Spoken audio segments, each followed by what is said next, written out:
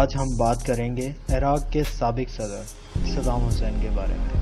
ہم جائزہ لیں گے ان کی زندگی کے چند اہم واقعات اور بات کریں گے ان کی پھانسی کے آخری ایام کی، اور مزید ہم آپ کو دکھائیں گے ایک ویڈیو کلپ جس میں صدام حسین کو سزا پڑھ کر سنائی جا رہی تھی اور ان کی صدائیں تھیں اللہ اکبر اللہ اکبر۔ اور یہ بات ہے 28 اپریل 1937 کی، العوجہ کے نام سے ایک چھوٹا سا گاؤں جس میں صدام حسین نے جنم لیا۔ العوجہ کا گاؤں عراق کے تکریت نام کا ایک چھوٹا سا قصبہ تھا، ابھی وہ بہت بڑا قصبہ ہے۔ صدام حسین کے مولود ہونے کی وجہ سے کافی پھیل چکا ہے۔ دریائے دجلہ کے کنارے، جو کہ عراق کا ایک رومانوی دریا ہے، اس کے پانیوں میں بہت سی الف لیلہ داستانوں نے پرورش پائی۔ صدام حسین کے والد سنی القاعدہ مسلمان تھے اور انتہائی غریب آدمی تھے، کھیتی باڑی کر کے اپنا اور اپنے خاندان کا پیٹ پالتے تھے۔ والد بچپن میں ہی فوت ہو گئے تو والدہ نے ایک اور شخص سے شادی کر لی۔ صدام کے سوتیلے والد نے بھیڑ بکریاں چراتے تھے۔ بچپن میں ان کے ہاتھوں صدام کی کئی بار پٹائی ہو چکی تھی۔ غربت کا یہ عالم تھا کہ صدام نے 10 برس کی عمر تک اسکول کا منہ تک نہ دیکھا تھا۔ وہ جب 10 برس کے ہوئے تو والدہ نے بڑی کوششوں سے اسکول بھیجنا شروع کیا، لیکن والد ہمیشہ اس کی مخالفت کرتے تھے۔ آخرکار بھاگ کر صدام بغداد چلے گئے، جہاں ان کے چچا رہتے تھے۔ چچا نے ان کو ایک نجی اسکول میں داخلہ دلوایا۔ چونکہ عمر میں کافی بڑے تھے، اس لیے کلاس روم میں وہ ہمیشہ دبدبے سے رہتے تھے۔ ان کا شمار چونکہ ذہین لڑکوں میں ہوتا تھا، لیکن دیر سے اسٹارٹ لینے کی وجہ سے نفسیاتی طور پر ان کی تعلیم کی کارکردگی کچھ اچھی نہ تھی۔ جب ان کی عمر 16 برس کی ہوئی تو انہوں نے بغداد ملٹری اکیڈمی میں داخلہ لینے کی کوشش کی، لیکن تعلیم استعداد کے مطلوبہ معیار پر پورا نہ اتر سکے۔ اس کے باعث ان کو اکیڈمی میں داخلہ نہ مل سکا۔ ویسے ان کو فوج میں جانے کا بہت زیادہ شوق تھا، پر تعلیم کی نااہلیت اور اپنی زیادہ عمر کی وجہ سے وہ ملٹری اکیڈمی میں داخلہ نہ لے سکے۔ اس طرح جب ان کا فوج جوائن کرنے کا خواب پورا نہ ہو سکا تو انہوں نے سیاسی تحریکوں میں حصہ لینا شروع کر دیا۔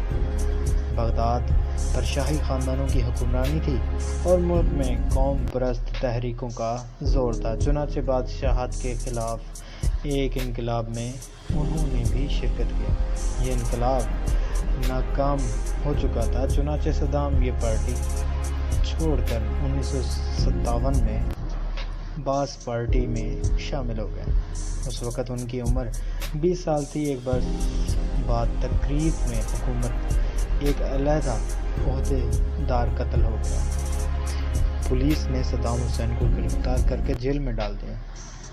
پر 6 ماہ تک مقدمہ چلتا رہا، لیکن جب کوئی ثبوت نہ مل سکا تو انہیں رہا کر دیا گیا۔ انہی ایام میں تقریباً جنرل عبدالکریم قاسم نے ایک فوجی انقلاب برپا کیا اور باس پارٹی نے ان کا ساتھ دیا۔ بعد میں یہی باس پارٹی قاسم کے مخالفوں میں شامل ہوئی۔ اس کے بعد صدام حسین شام سے مصر چلے گئے اور وہاں 4 سال تک مقیم رہے۔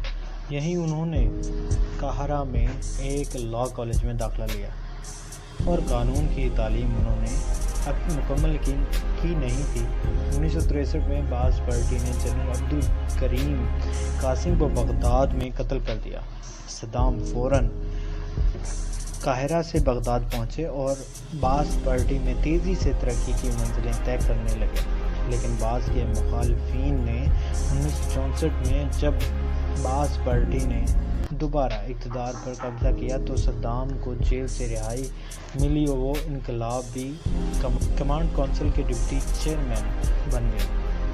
1968 سے 1979 تک کے 11 برس میں صدام اگرچہ عراق کے صدر نہیں تھے لیکن حقیقی طاقت انہی کے پاس تھی، اور جب 1979 میں وہ باقاعدہ عراق کے صدر منتخب ہوئے تو ان کی عمر صرف 41 برس تھی۔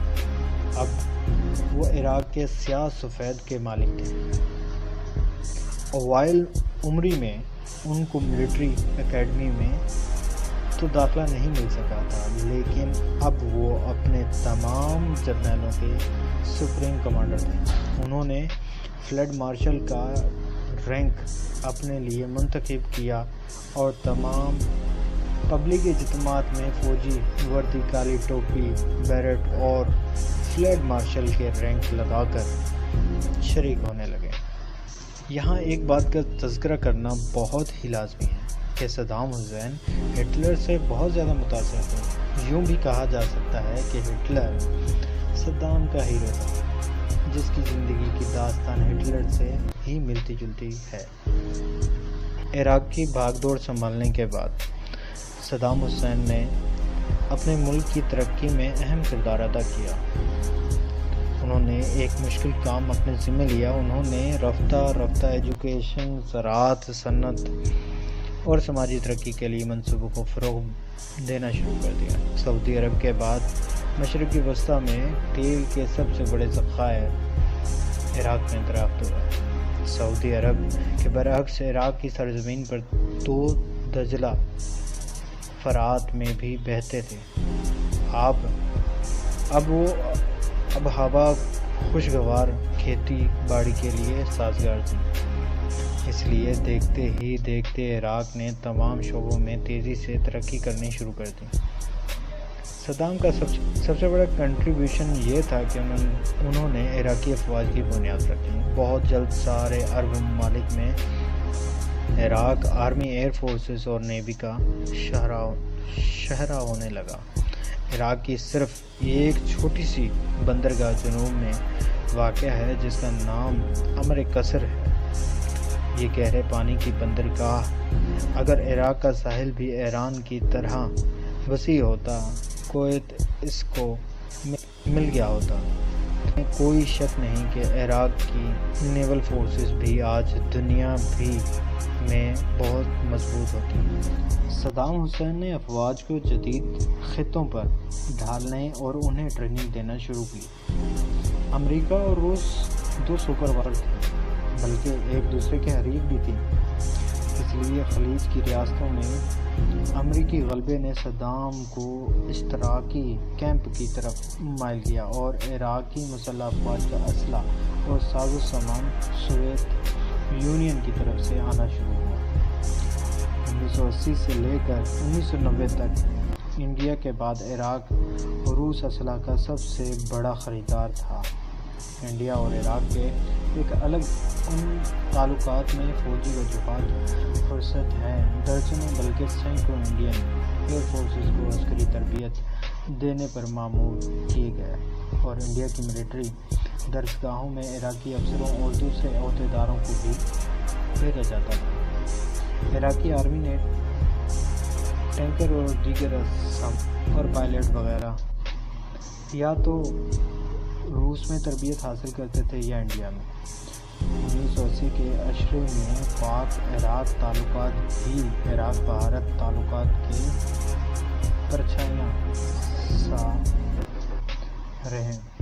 اگر دیکھا جائے تو صدام حسین کی یہ بات قابل ذکر ہے کہ اپنے ملک کے لیے ایک بڑا کارنامہ یہ بھی تھا کہ انہوں نے اپنے ملک کو صرف تیل کی دولت سے افراد بڑھاوا نہیں دیا، بلکہ اپنی فوج کو، ثالثہ کو مضبوط اور مستحکم بنانے میں بھی صرف کیا۔ 22 دسمبر 1980 کو عراق نے ایران پر 10 سال بعد کویت پر حملہ صدام حسین کی سب سے بڑی غلطی شمار کی جاتی ہے۔ کویت ایک چھوٹا سا آزاد ملک تھا اور ہے اقوام متحدہ کا ممبر بھی۔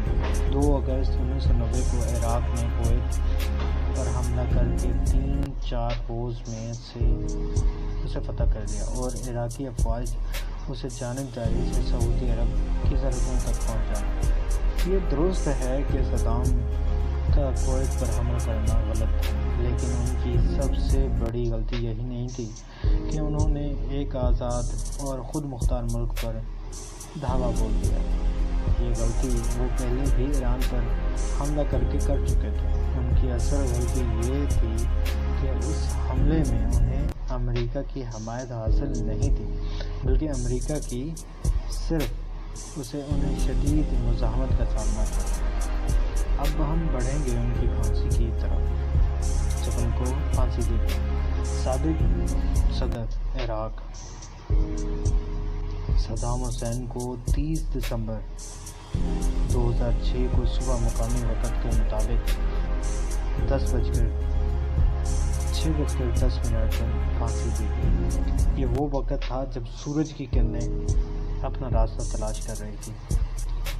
بغداد کے گرین زون میں پھانسی دے دی گئی۔ بعد ازاں ان کی میت کو تقریت کی آبائی قبرستان میں نہایت خاموشی سے دفن بھی کر دیا گیا۔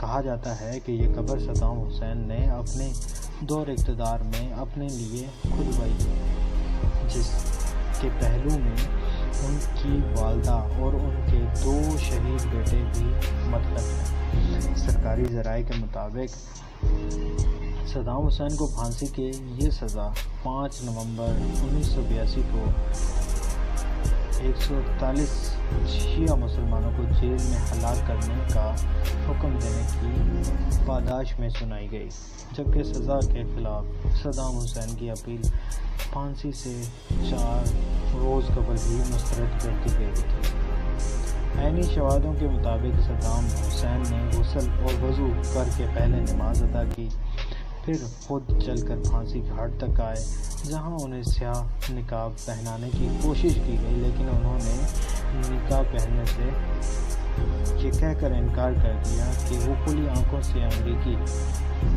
ایما پر دی جانے والی پھانسی کے پھندے پر جھول جانے کو اپنی شہادت تصور کرتے ہیں۔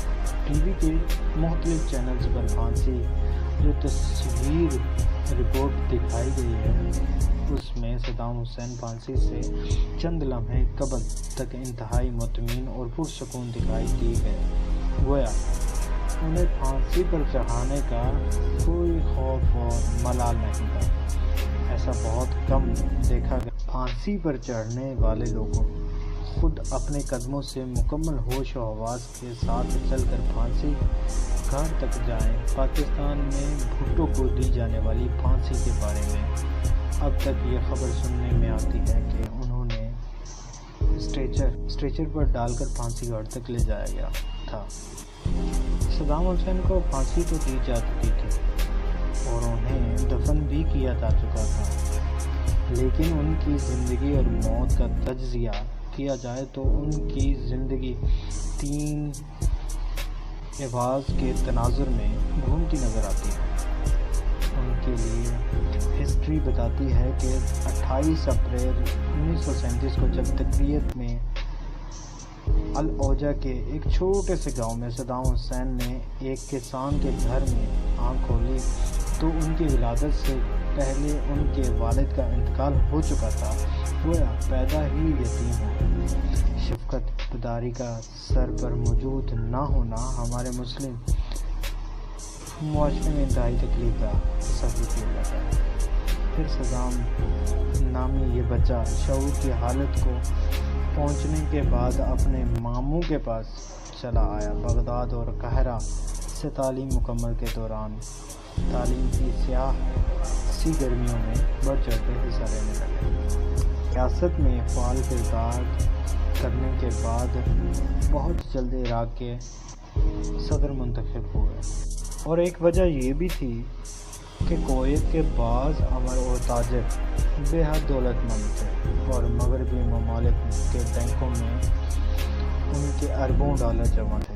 صدام نے سوچا کہ یہ رقم حاصل کر کے ایران عراق جنگ کے اقتصاد بوجھ سے نجات حاصل کی جا سکتی ہے۔ چوتھی وجہ کویت کا رومالیہ کے علاقوں میں تیل کے کنوؤں کی کھدائی تھی۔ یہ علاقہ کویت اور عراق کے مابین تنازع علاقہ تھا۔ آخری وجہ بھی تھی، اس کو آخری وجہ بھی کہا جاتا ہے کویتی تیل کی زائد پیداوار تھی۔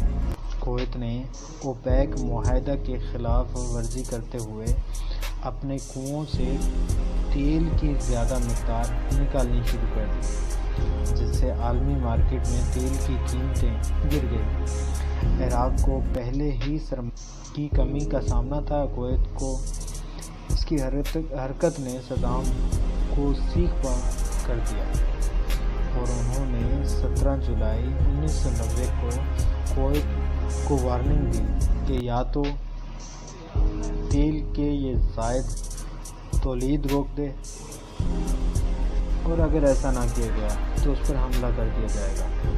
صدام حسین نے کویتی حکمرانوں کو یہ پیغام بھی بھیجا کہ اس مسئلے پر مذاکرات کیے جائیں، لیکن کویت نے انکار کر دیا اور اسے کہا کہ ان مذاکرات کو اگر ہونا ہی ہے تو عرب لیگ کے توسط عمل میں لایا جائے۔ اس کے بعد کویت پر حملے کا کاؤنٹ ڈاؤن شروع ہو گیا۔ صدام حسین پر الزام بھی ہے کہ انہوں نے 1987 اور پھر 1988 میں 2 بار گردوں پر جراثیم ہتھیار استعمال کیے۔ اس استعمال کا سبب یہ بتایا گیا کہ عراق جنگ میں ایران کا ساتھ دیا، اس لیے ان کو اسی خوفناک حملے کا نشانہ بنایا گیا۔ بی بی سی بار بار کردوں پر کیمیائی حملے کے اثرات کی تصویر دکھاتا رہتا ہے، لیکن اگست 1945 میں جو کچھ امریکہ نے جاپانیوں کے ساتھ کیا تھا اس کی تصویر شاید سال بھر میں ایک آدھے بار، اور وہ بھی خانہ پوری کے لیے دکھائی جاتی۔ جاپانی عوام جو ان ایٹمی حملوں میں ہلاک ہوئے ان کی تعداد 2 لاکھ سے زیادہ تھی، اور جو زخمی ہوئے ان کی تعداد کئی لاکھ تھی۔ یہ بھی حقیقت ہے کہ ایٹمی حملے کے اثرات جراثیمی حملے کے اثرات سے کئی گنا زیادہ بھیانک ہوتے ہیں۔ صدام حسین آسمان۔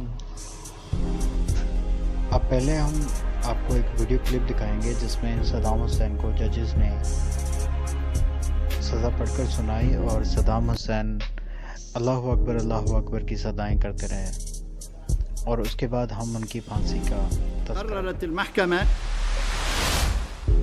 الحكم على المدان صدام حسين المجيد بالإعدام شنقا حتى الموت لارتكاب قتل عمد كجريمة ضد الإنسانية وفق المادة 12 أولا أليف بدلالة المادة 12 أولا ثانيا ثالثا رابعا من قانون المحكمة الجنائية العراقية العليا رقم 10 لسنة 2005، وحددت وفق أحكام المادة 406 من قانون العقوبات رقم 111 لسنة 1969 المعدل بدلالة المادة 24 من قانون المحكمة الجنائية العراقية العليا رقم 10 لسنة 2005 قرارا حضوريا وبالاتفاق.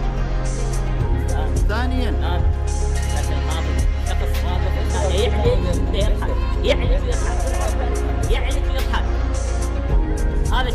هذا الشخص يحلف يضحك وجهكم على هالصفحة. هذا التقدير للمحكمة. ثانيا الحكم على صدام حسين مجيد نحن أهلها بالسجن 10 سنوات لارتكاب إبعاد السكان أو النقل القسري للسكان كجريمة ضد الإنسانية وفق المادة 12 أولا ثانيا بدلالة المادة 15 أولا ثانيا ثالثا رابعا من قانون المحكمة الجنائية العراقية العليا رقم 10 لسنة 2005، وحددت العقوبة استنادا لأحكام المادة 421 باب قانون العقوبات رقم 111 لسنة 1969 المعدل بدلالة المادة 24 من قانون المحكمة العراقية العليا لسنة 2005 قرارا وبالاتفاق. كل الذين انحرفوا ثالثا الحكم على المدان صدام حسين المجيد بالسجن 10 سنوات بارتكابه التعذيب كجريمة ضد الإنسانية وفقا لأحكام المادة 12 أولا واو بدلالة المادة 15 أولا ثانيا ثالثا رابعا من قانون المحكمة الجنائية العراقية العليا رقم 10 لسنة 2005 وحددت العقوبة استنادا لأحكام المادة 333 من قانون العقوبات رقم 111 لسنة 1969 المعدل قرارا بدلالة المادة 24 من قانون المحكمة الجنائية العراقية العليا رقم 10 لسنة 2005. الله أكبر. رابعا تنفذ العقوبة الأشد بحق المدان استنادا لأحكام المادة 42 من قانون العقوبات رقم 111 لسنة 2005 المعدل قرارا حضوريا قابلا للتمييز فيما بذلك اليوم.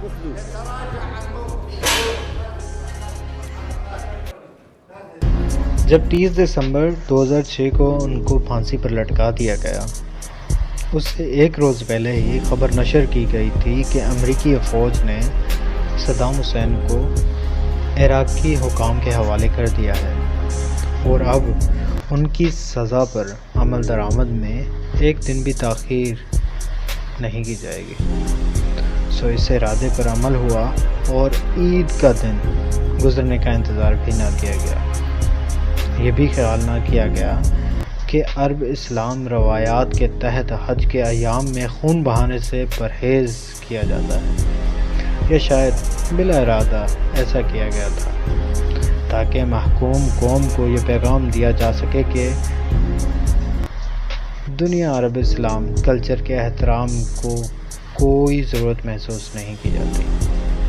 یہ طرز عمل اور حملہ آور فوجیوں کے مخصوص جارحانہ کردار کا آئینہ دار ہے۔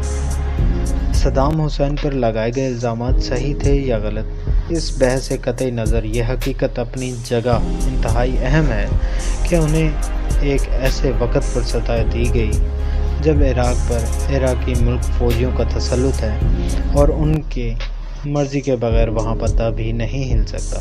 بظاہر عراق کے منتخب حکومت نے اپنی ایک قانونی عدالت کے حکم پر سزا دی ہے، لیکن کون نہیں جانتا کہ غیر ملکی افواج کے نصب کردہ کٹ پتلی حکومت ہے اور ان کی نام نہاد عدالت کے ججز غیر ملکی آقاؤں کے اشارے کے بغیر سیاسی اہمیت کا حامل کوئی بڑا فیصلہ سنانے کا خیال بھی دل میں نہیں لا سکتے۔